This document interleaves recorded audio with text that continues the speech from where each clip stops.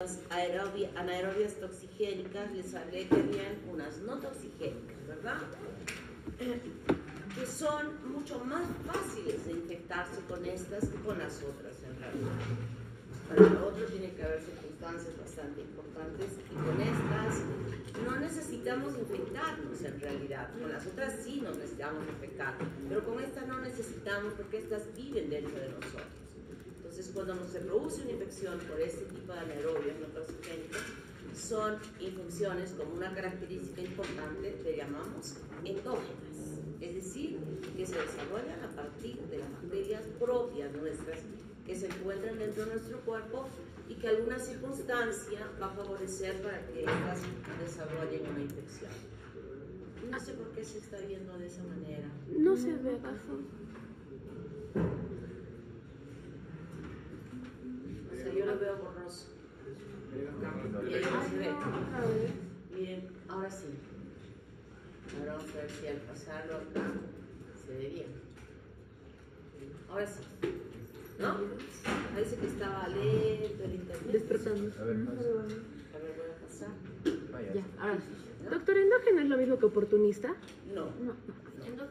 Endógeno es que la bacteria se origina o está presente entre nosotros y que va a ocasionar una infección. El oportunista es que puede ser también que estando entre nosotros pueda producir, pero generalmente puede ser que sea externo. Entonces, estas bacterias anaerobias son integrantes de nuestra flora normal bacteriana. Se encuentran en la piel. ¿Qué parte de la piel ustedes dirán, pero si se está ahí ventilando? ¿Dónde? En los poros de los folículos pilosos. En los poros de los folículos pilosos. Muy bien. En los poros de los folículos pilosos. ¿Sección? Sí. Sí. Yo tengo mi lista. Sección B. Sección C. La más larga. Acá. ¿Cómo te llamas? Morales. Ahora ya sé si hay una sola Morales o dos Morales. Entonces ya no me equivoco. El propio Neogerio nacris, por ejemplo, es responsable de que se pueda producir en la piel, ocasionando un cuadro clínico bastante común que nosotros lo vemos en las calles, cuando vemos a veces algunos jóvenes que tienen este tipo de acné muy fuerte que se visualiza en sus caritas, ¿no? El Streptococcus también está presente en estos poros. A nivel de la boca y las vías respiratorias superiores existen todas estas bacterias. Porfiromonas, Klebsiella, Fusobacterium, Streptococcus, Veillonella, Actinomyces, como ya habíamos hablado de las Actinomyces, también hay bacterias anaerobias dentro de ese grupo. Estas bacterias están incluidas dentro del sarro, ¿no? Y a partir de este sarro adoptar que ocupa esta boca pueden localizarse, cuando digo vías respiratorias superiores, pueden incluso estar desplazándose hacia los senos. Colon, Bacteroides, Bilophila, Wartzogia, Streptococcus. Esto yo había hablado de los estreptococos anaerobios que se encontraban en el tracto digestivo u otros lugares también, como la vagina, pero eran anaerobios, o sea, son estreptococos anaerobios. Clostridium, Eubacterium, Bifidobacterium, tracto digestivo, o sea, se encuentran allí. Y cuando yo estoy señalando tracto digestivo y colon, hay una estructura que está muy próxima a este colon, que es el apéndice secal, que puede producir cuando se desarrolla una infección, peritonitis gravísimas, no solamente Escherichia coli y otras que puedan estar, sino fundamentalmente nos espantamos de estas anaerobias que puedan estar ocasionando un cuadro de apendicitis. Aparato genital femenino, porfiromonas, Prevotella, Streptococcus, lactobacillus. Pero estos lactobacillus son los lactobacillus nobles y buenos que producen un pH ácido en la vagina y que más bien van a proteger. Doctor, una consulta. ¿Qué significa el SP? Sin precisar. O sea, hay varios tipos dentro. Claro, sin precisar. Hay varios. Prevotella, porfiromonas, como se ven en los cultivos, las porfiromonas, el Fusobacterium, por esta culminación abusada que tienen los extremos, fusiformes, que son los Fusobacterium, bacterioides, actinomices, que ya los conocemos nosotros, dentro de los aerobios. Miren el propio Neobasterio agnis cómo ocasiona un daño tan grave en la piel. Son esos forúnculos que a veces se les ve a algunos que se ve hasta medio plomizos debajo de la piel, ¿no? Hay algunos chicos o chicas que tienen muy fuerte, muy intenso, y es el propio Neobasterio agnis el que se localiza aquí en la profundidad de la glándula, incluso comprometiendo las glándulas sebáceas para desarrollar la infección. Mobiluncus está dentro de las vaginosis bacterianas, mal llamada vaginosis, porque debería llamarse vaginitis, ¿no? Esa vaginosis no significa infección en la denominación que nosotros sabemos de ese sufijo itis. Y cuando hablamos de vaginitis, aquí hay incluidas muchas bacterias. Está el Mycoplasma hominis, los bacteroides, los Mobiluncula gardnerella vaginalis, que tiene una característica muy especial, que en su metabolismo, al estar presente en la vagina de la mujer, va a permitir que haya la liberación de poliaminas que tienen un olor característico a pescado malogrado. A pescado malogrado. Mesa Cáceres. ¿Qué? Mesa Cáceres. Mesa Cáceres. Doctora, ¿el límite sigue siendo 2 puntos? ¿Tú? ¿Por qué pensé que era una chica cuando No, yo es que me parece, no por ti, sino que cuando le pregunté a Josué, le digo, Josué, hay 2 mesas. ¿Quién fue quien me contestó? No fui yo, doctora. Eras tú. Pero en mi mente yo estaba recordando que era una chica mesa. A ver, Bueno, errores. Entonces este Mobiluncus, cuando una mujer tiene un flujo, se traduce en todas estas infecciones a nivel de la vagina en la mujer, con un flujo que va eliminando. Y hemos dicho que normalmente las mujeres tienen un flujo como un muco denso y que se incrementa más en el ciclo menstrual cuando la mujer está ovulando, ¿verdad? Eso es lo normal. Pero cuando ya este flujo va a tener diferentes características, diferentes olores, que por ello mismo ya nosotros clínicamente podemos ya tener algunos diagnósticos. Por ejemplo, en el caso que estamos diciendo de esta Gardnerella vaginalis, el olor a pescado malogrado es típico. O sea, ya la señora entra y ya estamos, por el olor ya estamos pensando que la señora tiene eso. O si es que subimos, si estamos dentro de este campo de la medicina y subimos a un bus, o microbús, que bueno, ahora ya son buses, ¿no? Antes había los más chiquititos y los olores ¿cómo se dice? Se concentraban más, y uno subía y sentía ese olor a pescado y miraba, aquí tiene una bolsa de mercado, y nadie tenía bolsa de mercado, entonces decía, alguien aquí está infectada con Gardnerella vaginalis, porque el olor es característico. Y entonces la mujer ya cuando viene y nos dice, tengo mucha molestia, mucho flujo, ¿y qué color? ¿Y qué olor? ¿No? Entonces eso ya está, estamos pensando en que eso huele muy fuerte, muy feo, entonces ya estamos pensando que es anaerobios que estaba implicado en el desarrollo de este flujo vaginal. Y nosotros vamos a ver al microscopio, o sea, pedimos el examen y vemos al microscopio estas bacterias que son muy pequeñitas, chiquititas, como que enchapan la superficie de las células epiteliales que han salido con el estudio que se está realizando, ¿no? El cambio, por ejemplo, la Gardnerella vaginalis, tenemos las plus cells, que vamos a ver en las prácticas la próxima semana, que se ve como la célula pierde los bordes de su membrana citoplasmática. Eso se llama células clave o plus cells, que nos ayudan también a hacer el diagnóstico en un examen directo del frotis, sin necesidad que lleguemos a cultivar.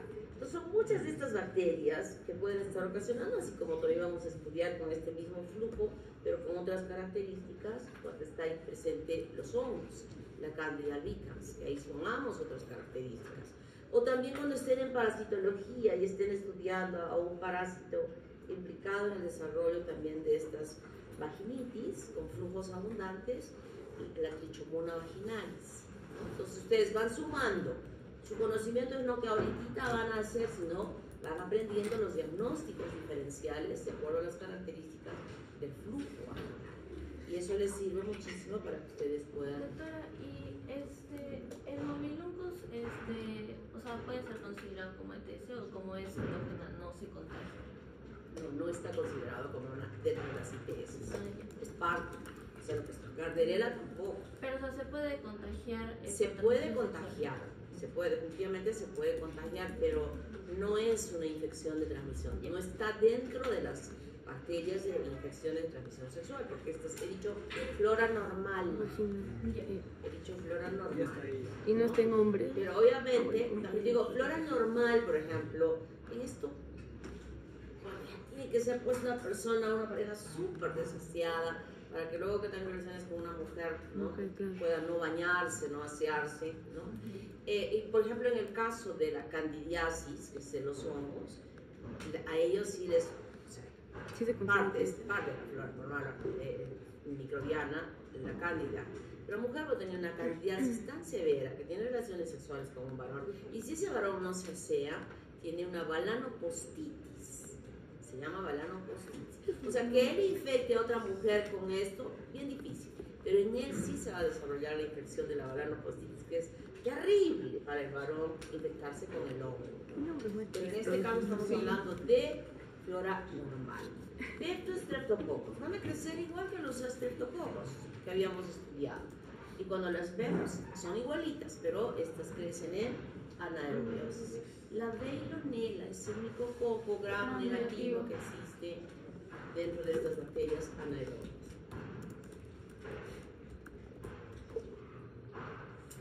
El bifidobacterio tiene esta característica de formar como huesitos, ¿no? También es otra. Y estos son los lactobacillos. Una mujer no sexualmente activa, que tiene este ciclo menstrual normal con todo, este es el flotiscum que vamos a tener de él. Limpiecito, no hay una sola célula de leucocito presente allí. Sin embargo, estamos viendo bacterias. Y cuando asociamos a bacterias, siempre pensamos que debe haber leucocitos. Pero no hay leucocitos. Estos son los lactobacillos. No hay un solo, o sea, no hay otra bacteria excepto estas que son los lactobacillus, que propenden a hacer un pH ácido en la vagina de la mujer, que no existe ningún tipo de infección y no está presente ni un solo leucocito.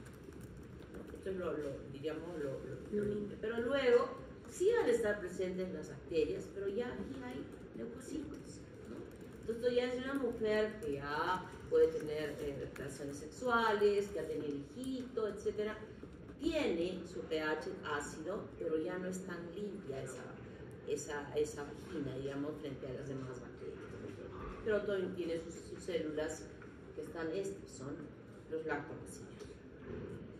Entonces, los principales géneros de bacterias anaerobias implicados en la clínica dentro de los bacilos y dentro de los bacilos gram positivos no esporulados están Actinomyces, Propionibacterium, Eubacterium y Mobiluncus.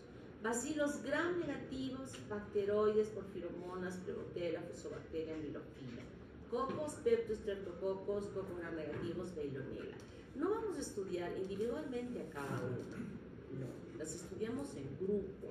¿Por qué las estudiamos en grupo? Porque sus factores de virulencia comparten para hacer una enfermedad conjunta. Porque todas participan, o sea, no es yo solita voy a ocasionar, no. Todas participan y cada una va a aportar sus agentes de patogenicidad que van a desarrollar características comunes entre ellas y algunas especiales que van a ser diferentes a unas a otras. Pero es un conjunto de bacterias que no solamente, cuando se desarrollan estas infecciones, no solamente es que van a participar ellas, sino hasta pueden sumarse las aerobias para hacer un festín de daño en la persona. Entonces, ¿qué factores tenemos? De adhesión. Aquí están todas las bacterias aportando aquel componente importante para que ello suceda. Primero, la adhesión, polisacáridos capsulares, fibrias, hemaglutininas, lectina, y aquí sucede algo interesante.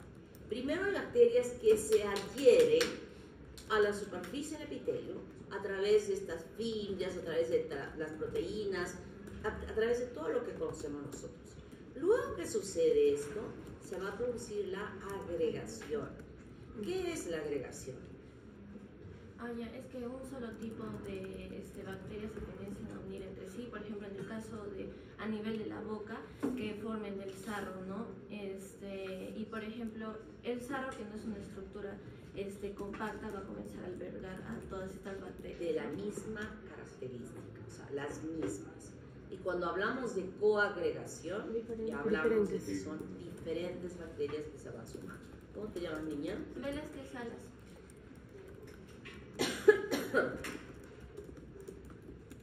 Muy bien. Entonces, eso es agregación y coagregación y se ve muy bien en la parte del sarro dental. Invasión, las fosfolipasas C, las proteasas, por ejemplo, aportadas por el Fusobacterium necrophorum. Establecimientos de la infección y daño en el tejido, una serie de enzimas que nosotros ya las conocemos, producidas también por otras bacterias, cuyo efecto va a ser exactamente igual.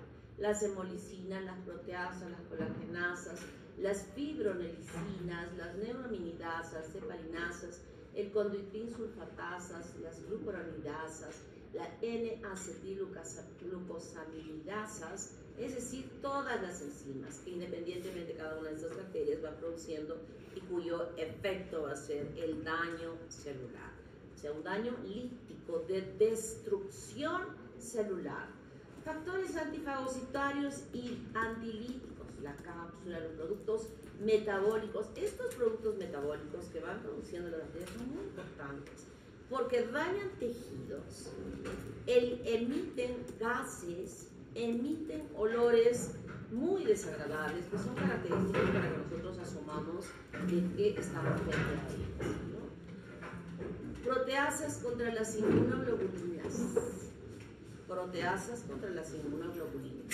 Y estos productos metabólicos que decía hace un momento son muy típicos y característicos que nos hacen a nosotros pensar que estamos frente a una infección por anaerobios. Si nosotros debridamos un absceso de Staphylococcus aureus, debridamos, por ejemplo, una mastitis, ¿saben lo que es la mastitis, verdad?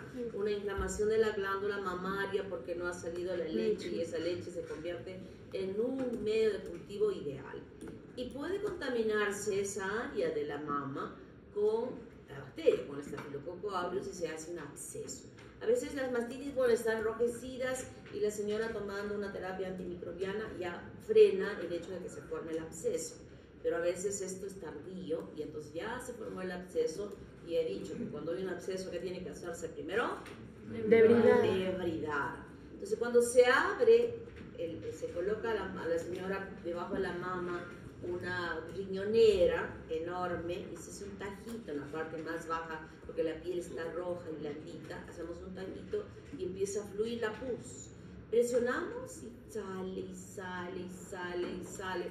Pus y pus, sacamos una riñonera y ponemos otra riñonera y sigue saliendo la pus. ¿Esa pus huele? No huele. O sea, no hay olor desagradable de esa pus. Pero cuando estamos frente a una infección por anaerobios, ese olor ya nos dice, esta es una infección por anaerobios. Eso es importante porque de esa manera, mire, olor, ya nos está ayudando a nosotros a pensar qué es ello y vamos a ver de qué manera tenemos que actuar.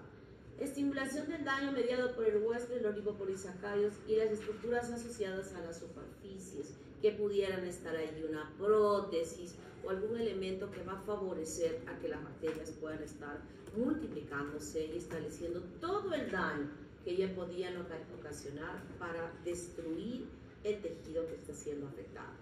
Entonces, las características son endógenas, y hemos dicho por qué, porque son integrantes de nuestra flora normal, oportunistas también en aquellas situaciones, inespecíficas. ¿Por qué? Porque no hay algo especial de cada una de ellas, sino todas aportan lo mismo. Mixtas, porque son varias bacterias anaerobias que están participando en el efecto. Y cuando digo polimicrobianas, anaerobias y anaerobias.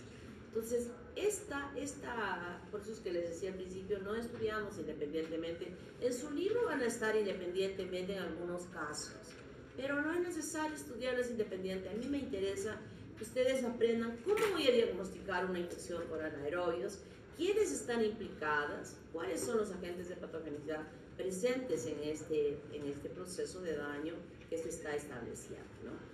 ¿Por qué todo esto nos interesa saber de esa manera? Porque el diagnóstico fundamentalmente es clínico. El diagnóstico fundamentalmente es clínico. ¿Qué significa eso? Que cuando yo tenga que diagnosticar, hoy día están con las manos en el aire las chicas. ¿Y los chicos? Pero puedo decir algo, aunque sea sin punto, es por lo de que al mínimo contacto con el oxígeno, estas van a morir, entonces el cultivo es bien complicado de hacer. Claro, entonces, el cultivo es difícil, hay que tener una rigurosidad en el que pueda, que nosotros tomemos la muestra, como yo lo había mencionado, ¿no? Entonces, ¿cómo es la patogenia? Flora normal. Flora normal.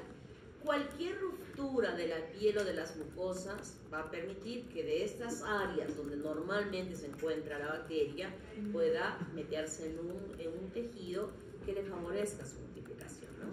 Hemos dicho, ¿dónde está nuestra flora normal?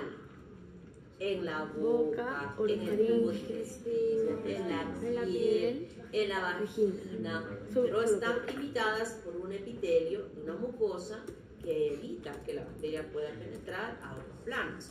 Pero cuando hay una ruptura de ella, entonces se produce una contaminación del tejido y dependiendo del tamaño del inóculo y desarrollándose el bajo potencial de óxido reducción que favorece la multiplicación de la bacteria, porque ya va a empezar a haber una disminución de oxigenación en esa área, va a hacer de que las bacterias se multipliquen, tanto las anaerobias como las aerobias y todas las demás, con una alteración de las defensas del organismo, lo que va a hacer que todos estos determinantes de patogenicidad desarrollen un absceso, un daño del tejido, que puede extenderse a la vecindad, que puede extenderse a través de la sangre y hacer una metástasis en otros lugares, ¿no? Que las bacterias puedan desplazarse y que puedan ir a otros lugares donde se va a establecer igual la infección y va a cumplir con todos estos agentes de patogenicidad un daño muy grave en estas áreas.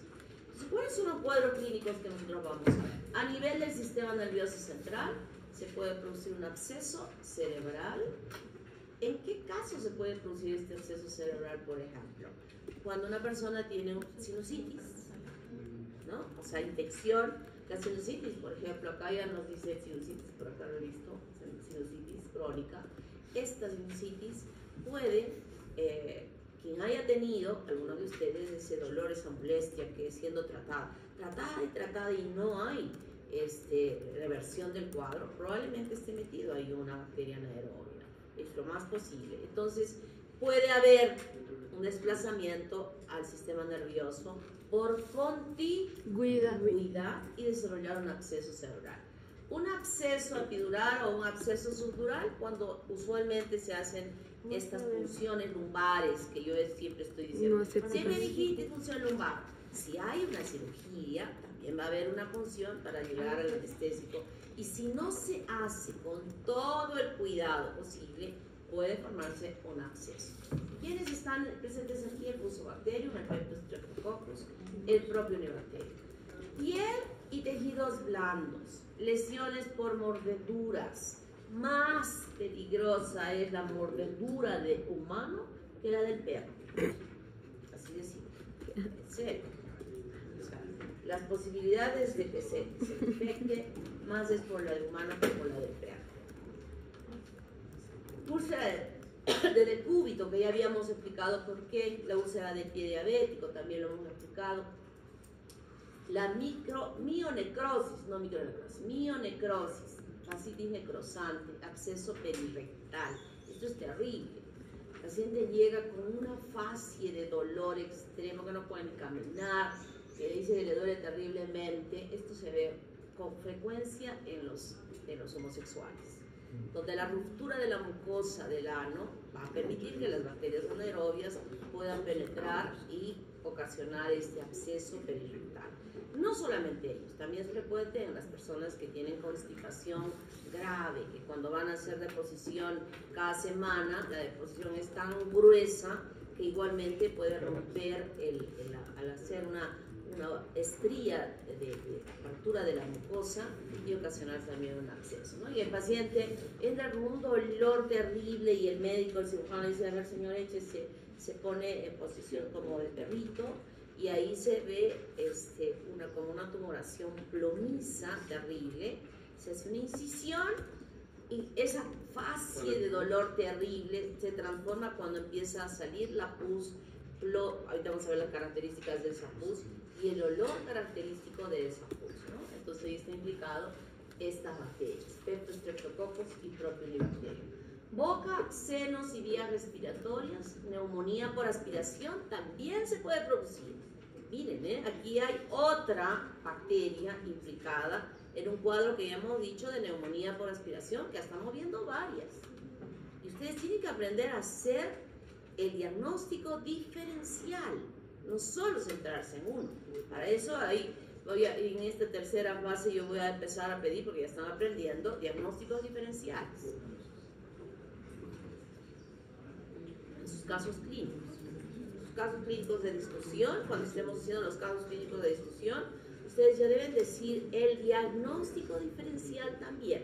¿Con qué otras bacterias o con qué otros cuadros se puede diferenciar? Otitis media crónica, bronquiectasias. ¿Qué es una bronquiectasia?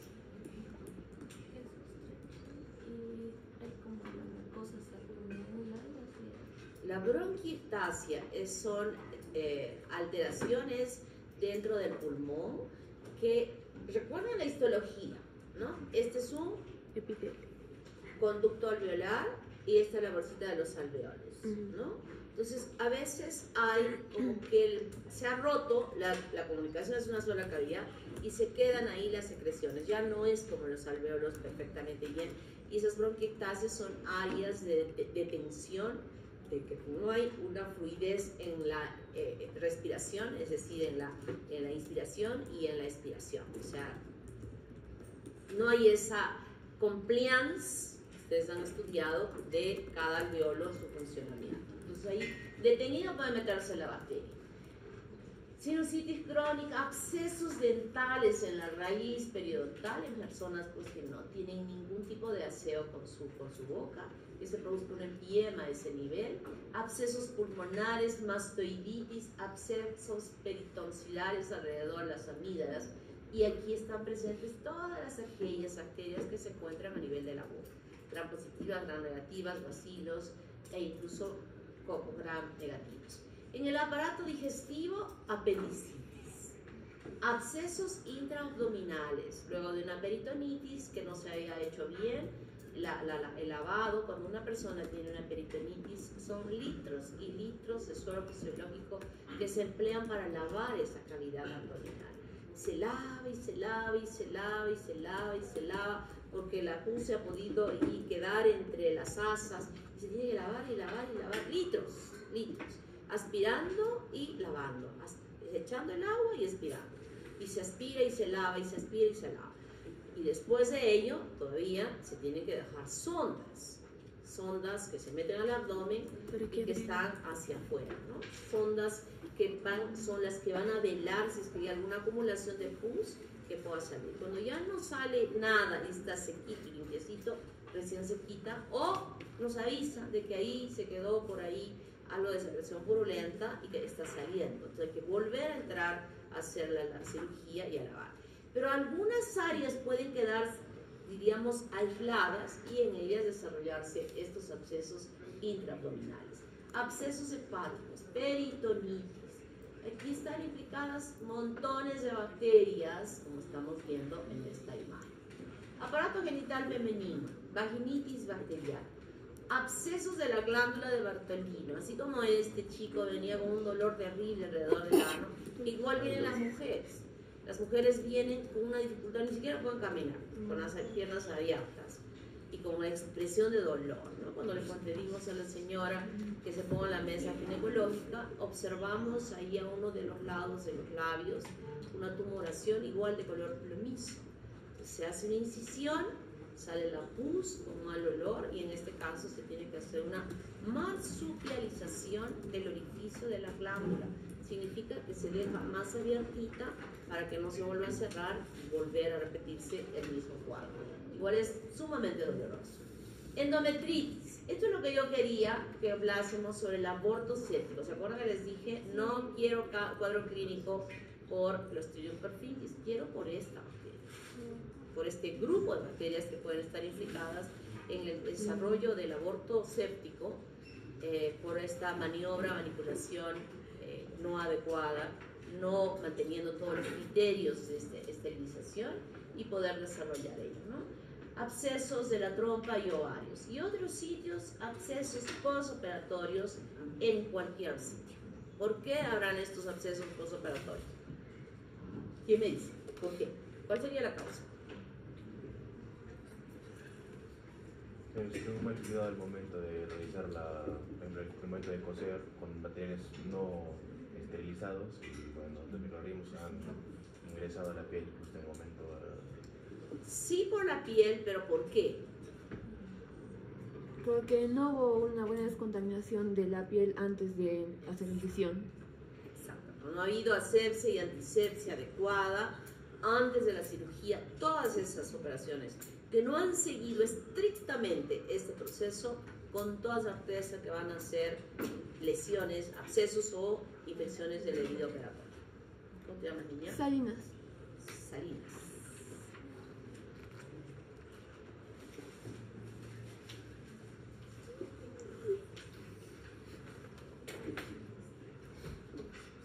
Y es lo que vemos acá. Miren, después que se ha realizado una cirugía, el médico, el cirujano, usualmente lo que va a hacer al día siguiente es visitar a su paciente, revisar a su paciente, y esta es la herida, ¿no? Esta es la unión de la herida.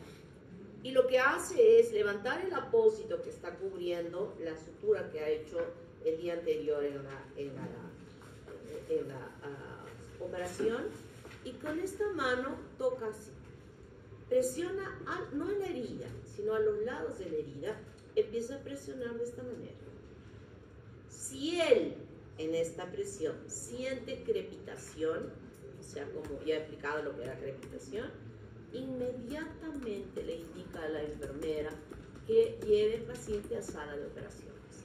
Esa crepitación, aparentemente la piel pareciera que está normal, pero la crepitación debajo de ella ya no es normal y entonces tiene que ir a sala a retirar todo el tejido. Miren, este es un varón, tiene una sonda que está conectada a la uretra peniana. Todo esto que ustedes ven aquí, por lo que yo veo esta sonda es de alguna cirugía intraabdominal que ha tenido el paciente, ¿no? Y esta otra sonda también, son dos sondas que les decía que cuando se lava y se lava y se lava, se queda. Pero probablemente puede ser, como decía Josué, puede ser también que la piel se haya infectado. Y al momento de hacer el cierre o lavado, puede ser que ese líquido haya podido tocar las paredes de la herida, del corte que tenía, ¿no? Y en ese caso pensemos que eso es lo que ha pasado en este paciente. Que como ha tenido una peritonitis, estas son donde dicen a mí que ha tenido una peritonitis. Como ha tenido una peritonitis, entonces ese lavado con bacterias que se ha hecho de la cavidad abdominal que está llena de pus, ha permitido que las paredes se contaminen. Entonces, al día siguiente, este señor ha sido cosido ese día, pero cuando se ha sentido la crepitación, ha sido llevado a sala. Y toda aquella piel por donde se ha sentido la crepitación es retirada, totalmente retirada. Todo esto está retirado, o sea, le deja sin piel. Aquí está solamente el músculo cubriendo, o sea, todo eso se tiene que retirar hasta donde se vea que el tejido es normal.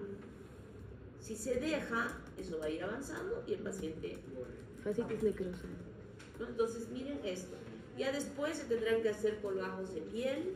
Cuando este tejido granule bien, se tendrán que hacer injertos para cubrir esta área, pero para salvar la vida es absolutamente necesario retirar esto. O sea, con esta imagen yo quiero que ustedes entiendan que una infección por este tipo de bacterias, por bacterias anaerobias, primero, tiene que actuarse inmediatamente. Es más, en los casos en que el paciente ha sido, como en este caso, por ejemplo, o estas zonas que yo veo, le he operado, ese paciente ha sido operado por decirles a las 8 de la mañana o a las 9 de la mañana, el médico ya está chequeando esa herida, está chequeando a las 5 o 6 de la tarde. Cuando tiene el antecedente de una cirugía de esta naturaleza, va a esperar. Si es por ejemplo, una cirugía de una colecistectomía que le han sacado la vesícula, no, él va a esperar al día siguiente para hacer esa evaluación. Pero si yo he operado una cirugía de una apendicitis con una peritonitis, es de operar en la mañana y por las 5 o 6 de la tarde él está ya revisando esa herida y no esperar hasta el día siguiente. Entonces, eso va cambiando de acuerdo a qué cirugía se ha tenido.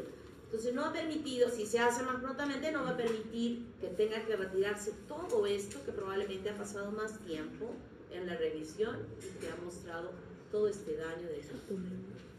O sea que necrosa, destruye y hay que eliminar, hay que retirar. No puede quedarse este paciente con este tejido con una infección. Este paciente que tiene la boca terrible, con un absceso en la raíz del diente, le hacemos una incisión y se deja, esto que ven acá es un pedazo de guante, se corta el guante de látex que se tiene y se deja cosidito ahí, tratando, ya se cortó, se aspiró, se sacó toda la pus, se lavó y se lavó y se lavó y se lavó y después de que se lavó se deja este dedo de guante al fondo para evitar, ¿qué hace esto? Evita que se cierre.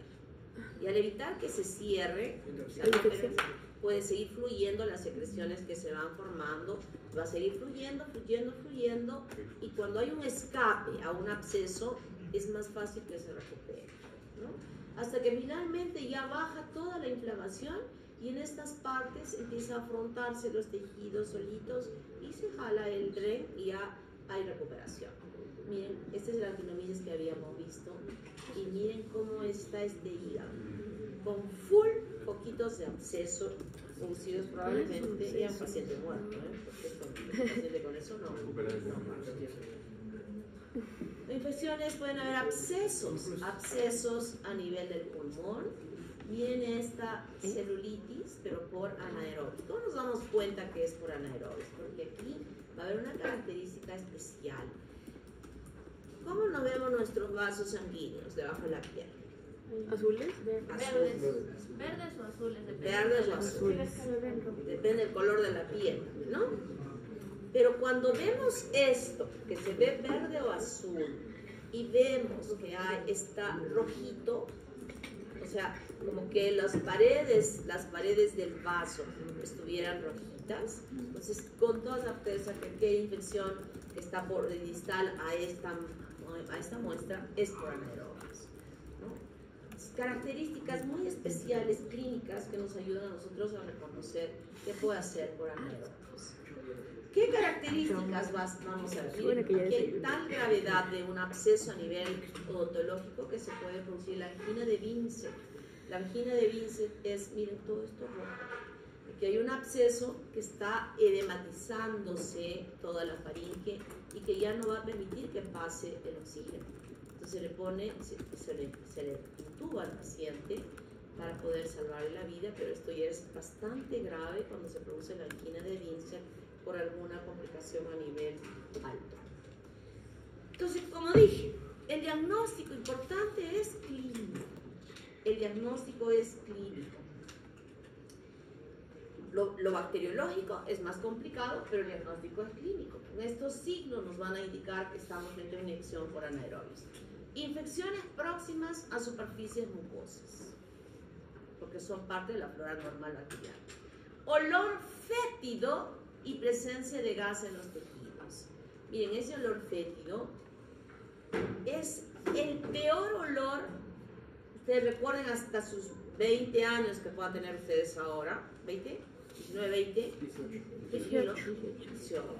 Ya están quitándose la edad a ustedes. Seguro que tu abuelita era la directora del colegio y estudió tú ahí desde la secundaria, terminaste a los 15. Pero soy de diciembre. Con 16. Con 16. Con 16. Pero soy de diciembre. Bueno, el peor olor que hayan sentido hasta esta edad a la que tienen ustedes es nada. El peor olor, estoy hablando del peor olor. Ustedes están recordando a ver cuál fue lo más horrible que he sentido. El de la basura. Es nada comparando al olor de esta producida por una bacteria anaeróbica. O sea, es nada. El olor es terrible, terrible. Y uno queda bien grabado en el cerebro ese olor. Me acuerdo clarísimo. Todavía yo estaba embarazada. Cuando uno está embarazada, los olores son más, se siente peor.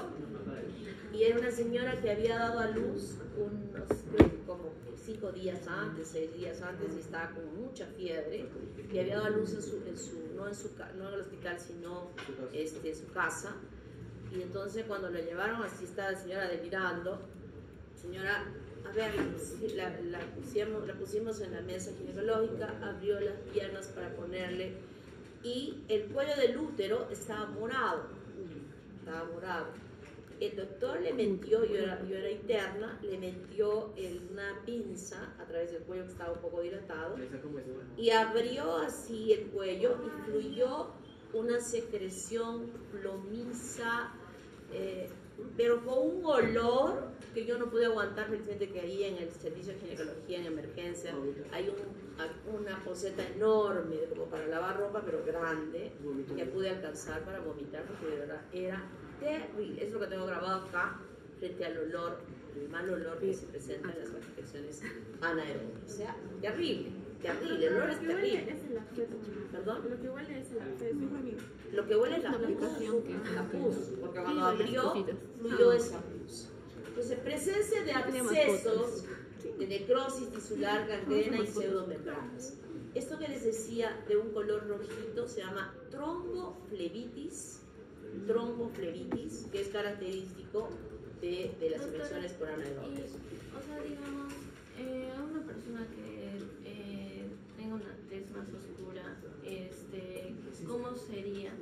Porque no se van a ver las venas. No se puede distinguir muy bien, pero está rojito, como una línea pero igual rojita. se le ven rojitos. Igual se le ve rojito. Como estrías rojitas. O no En la persona de piel muy oscura, ya con una raza negra, es más difícil, ¿no? Pero en nuestras pieles sí se distingue. Terapéutica previa a aminoglicosis. Gentamicina, canamicina. Bacteriemia con hemocultivos para aerobios y facultativos. Hemocultivos negativos. No salen, porque no se ha previsto que pueda haber estado ahí. Exudado hemorrágico negruzco con fluorescencia roja, la luz ultravioleta y presencia de granos de azufre pueden estar presentes. Sintomatología típica de infección por anaerobios. Actinomicosis, mionecrosis por clostridium. O sea, eso es muy parecido, similar. Pero aquí no hay una toxina, sino es la bacteria con todas las enzimas que tiene la que están haciendo ese daño, ¿no? Con los granos de azufre, ¿también estas infecciones pueden ser a largo plazo? No. Las infecciones, esa es una gran diferencia. Las infecciones producidas por esta bacteria, o sea, pueden estar asociadas. Dice sintomatología típica, parecida. Pero en este caso no hay cronicidad.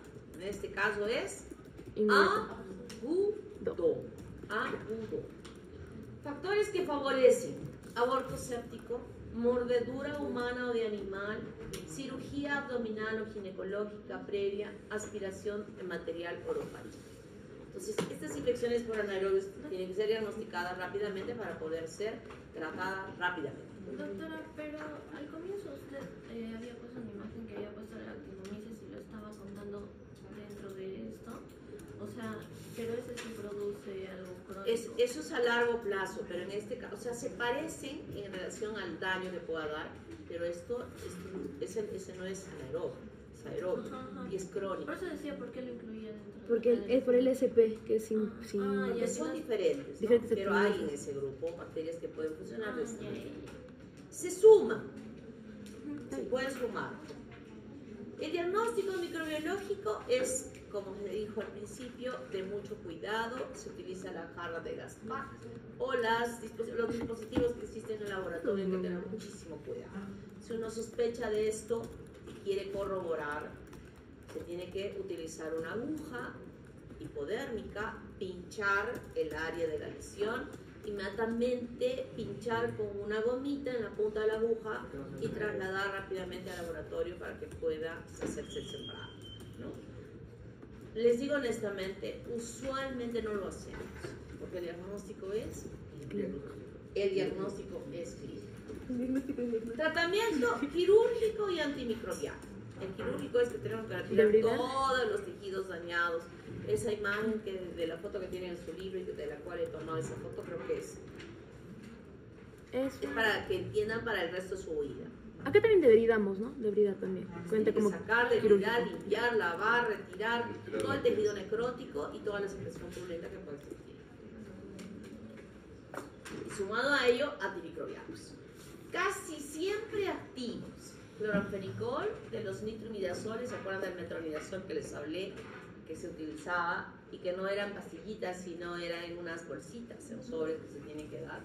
Entonces, ¿qué significa esto? Que cuando yo opero a un paciente que tiene una apendicitis y ha tenido peritonitis, o ha tenido una apendicitis y que había reventado un poquito, no solamente voy a lavar y lavar y lavar y lavar, sino inmediatamente ya está recibiendo, apenas sale de sala de operaciones, tiene que recibir la terapia antimicrobiana específica para esa área. O sea, aquí no vamos a ser contemplativos de decir, yo puedo operar una colecistitis y bien, o sea, no he limpiado todo perfecto, sale de la sala y no uso terapia antimicrobiana. Puedo operar alguna otra, algún órgano interno, la operación ha estado limpia, no infectada, no necesito usar terapia antimicrobiana, o sea, no es necesario. Pero cuando ya tengo el antecedente de que ha sido una cirugía totalmente contaminada, tengo que emplear drogas que me van a ayudar a que no se establezca luego una complicación por una infección por anaerobias. Dentro de los carbamazepam, imipenem, meropenem, betalactámicos, inhibidores de las betalactamasas, esta asociación, ya les he dicho, en algún momento les he dicho a quien creó esta asociación amoxicilina ácido clavulánico, habría que ponerle una vela, porque hasta para anaerobios es muy buena asociación, pero hay que saber utilizarla completando los tratamientos para no permitir que haya una resistencia. Ampicilina sulbactam, piperacilina tazobactam, ¿no? Y estas son bien las nuevas que hay, que ya imagínense el doripenem, el ertapenem, el moxifloxacino, ya se puede imaginar el costo que tienen estas drogas que actualmente son nuevas, ¿no? Con actividad variable, penicilina G en millones, cefalosporinas, tetraciclinas, macrólidos, pero esto lo empleamos pues para heridas pequeñas, ¿no? Que estamos pensando que si yo tengo una heridita acá en mi dedo y tengo aquí la línea roja en el brazo, no me voy a lanzar pues con un metronidazol en el suelo, ¿no? Porque es pequeño. Hago la limpieza de la herida bien limpiada, lavada, raspada, con harta oxigenada, bien lavadita, o de repente es un uñero, ¿eh? De pronto es un uñero. Hemos hablado del uñero en relación a Staphylococcus aureus, pero puede meterse una bacteria anaeróbica. Y estamos viendo que tiene la línea rojita ahí, entonces puedo usar macrólidos o una penicilina G en buena cantidad, o también puedo usar amoxicilina ácido clavulánico, que me va a ir muy bien en la recuperación. Inactivos, aminoglicósidos, monobactamos como el astronal o el asquinolona. Esto no deben utilizarse. También usamos para lesiones pequeñas la clindamicina, las ureidopenicilinas como la piperacilina, para las pequeñas, no grandes. Pero cuando tenemos una grave, empleamos estas drogas y sumamos estas nuevas que han aparecido para tratar de controlar estas infecciones. Son graves. ¿Qué podemos decir entonces de esto? Primero, hacer un buen diagnóstico clínico y actuar inmediatamente, sin contemplación. Ante la duda, actuemos rápidamente con eficiencia. Y de esa manera evitaremos tener que destruir o sacar áreas extensas de tejidos. ¿Alguna pregunta hasta aquí? ¿Cuáles serían los mejores medicamentos para esas bacterias? Depende de la magnitud del daño. O sea, por ejemplo, si me dices una cirugía, yo le meto metromidazol. El Lexapro sería mejor. Para una, dependiendo del cuadro. Pequeños, inactivos que no deben usarse. Y los Depende del nuevos cuadro clínico que yo te voy a poner. Pero no te preocupes, si quieres, míralo. Depende del cuadro clínico que te voy a poner. o sea, me va a poner una operación y puedo meter ya. Cefalosporins, No voy a usar. No voy a usar. Te pongo ahí paciente que presenta molestias en el pie y se nota de color negro, está oscuro el dedo y además tiene enrojecimiento en sus venas. Tratamiento. ¿Gentamicina? Ah, gentamicina. ¿Gentamicina? No. Quiere que le dé que lo saquen difícil. 20 millones de penicilina. No, tampoco. ¿Asistencia? No es necesario penicilina ahí porque de hecho que vas a tener que clavarle varias veces y para nadie es agradable que le claven varias veces. Duele. Esta semana, no llamé no llamé, este sí llama. No sé, no por el vasito, pero... Ya. A ver, Joaquín.